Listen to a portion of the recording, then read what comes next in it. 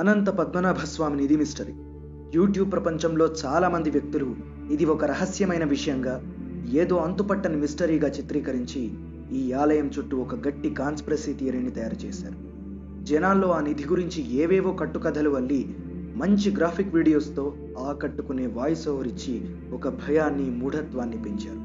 కానీ ఈరోజు ఆ మిస్టరీ చుట్టూ ఉన్న ఒక కుట్రను తెలుసుకుందాం. ముందుగా ఒకసారి మనం శబరిమల ఆలయం విషయంలో జరిగిన ఒక సంఘటన గురించి గుర్తు చేసుకుందాం. 2011వ సంవత్సరం జనవరి 14వ తేదీన శబరిమలలో పొన్నాంబల మేడు మీద కనిపించే మకర జ్యోతిని చూడటానికి అనూహ్యంగా కోట్లాది మంది భక్తులు వచ్చారు. ఆ సందర్భంలో శబరిమలపై తొక్కిసలాట జరిగి దాదాపు 106 మంది అయ్యప్ప భక్తులు మృత్యువాత పడ్డారు. అప్పుడు ఇది చాలా వివాదాస్పదమైన అంశంగా మారింది. హేతువాదులు, మానవవాదులు ఇది ఒక మూఢనమ్మకమని, ప్రజలు అది నిజమేనని బలంగా నమ్మి ఆ జ్యోతిని దర్శించడానికి వస్తున్నారని, నిజానికి అది మహిమ కాదని, మనుషులు వెలిగించే జ్యోతేనని కేరళ హైకోర్టులో ఒక పిటిషన్ వేశారు. అప్పటికీ కూడా కేరళ ప్రభుత్వం ఇది మత విశ్వాసాలకు సంబంధించిన విషయమని, ప్రభుత్వం ఇందులో జోక్యం చేసుకోబోదని నిర్లక్ష్యంగా ఒక ప్రకటన కూడా చేశారు.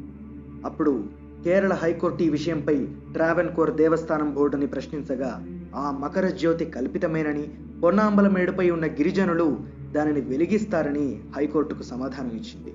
ఇక్కడ ఈ విషయాన్ని ఎందుకు ప్రస్తావన చేస్తున్నానంటే, శబరిమలలో అలాంటి ప్రమాదాలు గతంలో ఎన్నో జరిగాయి. కానీ హైకోర్టు ప్రశ్నించే వరకు కూడా ట్రావెన్కోర్ దేవస్థానం బోర్డు మకర జ్యోతి కల్పితమైనటువంటి వాస్తవాన్ని ఎప్పుడూ కూడా ప్రజలకు తెలియజేయలేదు. జనాకర్షణ కోసం, తమ అండర్లో ఉన్న శబరిమల ఆలయ అభివృద్ధి కోసం, ఖజానా నిండటం కోసం అందరూ నమ్మే ఈ అందమైన అబద్ధాన్ని చాలా సమర్థవంతంగా కొనసాగించింది. అనంత పద్మనాభస్వామి విషయం కూడా ఇలాంటిదే. ఏ విధంగా తమ స్వలాభం కోసం ట్రావెన్కోర్ దేవస్థానం బోర్డు మకర జ్యోతి రహస్యం తెలిసినా దాచిపెట్టి ఉంచిందో, అదే విధంగా అనంత పద్మనాభస్వామి నిధుల విషయంలో కూడా ఇదే పద్ధతిని పాటించింది.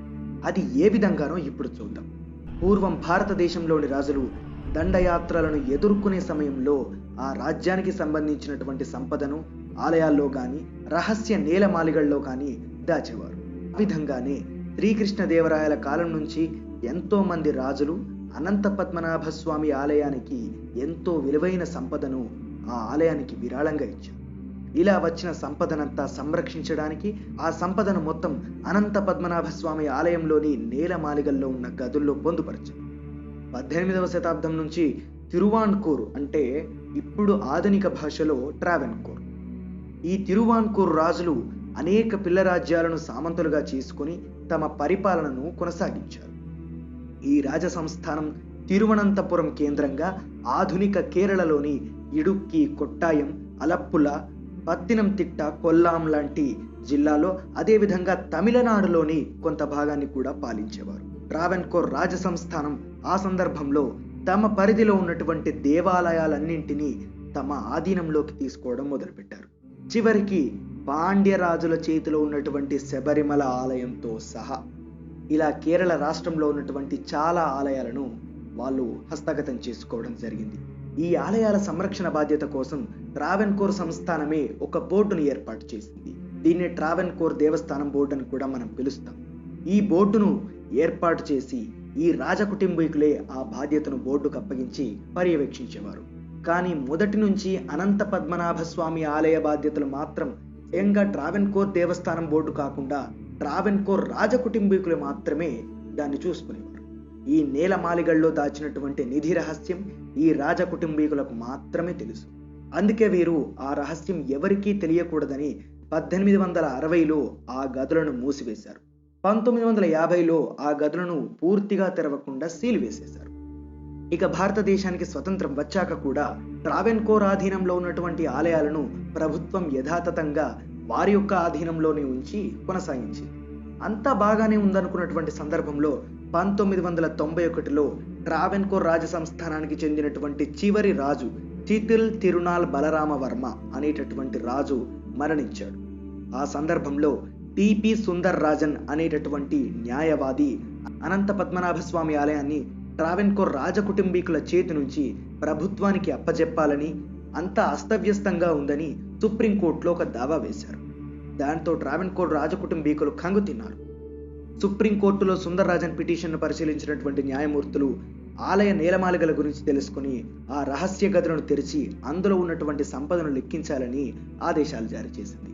దీంతో అధికారులు 5 గదులను తెరవగా అనంతమైనటువంటి సంపద ప్రపంచం చూడగలిగింది. ఇక అప్పటి నుంచి ఆ సంపద, ఆ ఆలయం ఎక్కడ తమ చేయి జారిపోతుందోనని ఆ సంపదను కాపాడుకునేందుకు చిత్ర విచిత్రమైనటువంటి పుకార్లు నాలారు. ఆ పుకార్లకు తోడుగా తెరవనటువంటి 6వ గది, ఆ గదికి గొళ్ళెం, తాళం లాంటిది ఏది లేకపోవడం, నిర్మాణ రీత్యా చాలా పెద్దదిగా ఉండటం, ఆ తలుపులపై నాగుపాము ఆకారాలు ఉండటం, యాదృచ్ఛికంగా ఈ కేసులతో సంబంధం ఉన్నటువంటి వ్యక్తులు మరణించడం ఈ పుకార్లకు మరింత బలాన్ని చేకూర్చాయి. ఏ విధంగా అయితే శబరిమల మకర జ్యోతికి సంబంధించినటువంటి రహస్యం ట్రావెన్కోర్ రాజులకు తెలుసో, అదే విధంగా అనంత పద్మనాభ స్వామి నీలమాళిగల్లో ఉన్నటువంటి 6వ గదిలో ఉన్నటువంటి సంపద గురించి, మిగతా 5 గదుల్లో ఉన్నటువంటి సంపద గురించి కూడా ఆ రాజకుటుంబీకులకు తెలుసు.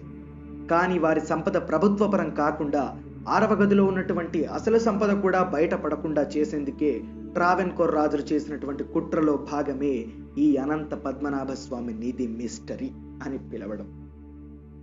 కానీ చివరికి 2020లో సుప్రీంకోర్టు ఆ ఆలయంపై హక్కులు ఆ రాజకుటుంబానికి చెందింది అన్నట్టుగా తీర్పునిచ్చింది.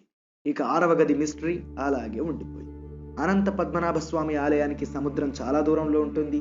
అలల శబ్దం ఎలా వినిపిస్తుంది? ఒక శబ్ద తరంగాల ఆధారంగా కీని ఓపెన్ చేసేటటువంటి సిస్టమ్ని ఇప్పటి వరకు ఎవరైనా తయారు చేయగలిగారా? ఇది నమ్మేటటువంటి విషయమేనా? వందల సంవత్సరాలుగా ఆహారం లేకుండా, సూర్యరశ్మి లేకుండా, గాలి లేకుండా ఒక గదిలో కోట్ల కొద్ది పాములు ఉండటం సాధ్యమా? ఇవన్నీ పుకార్లు మాత్రమే.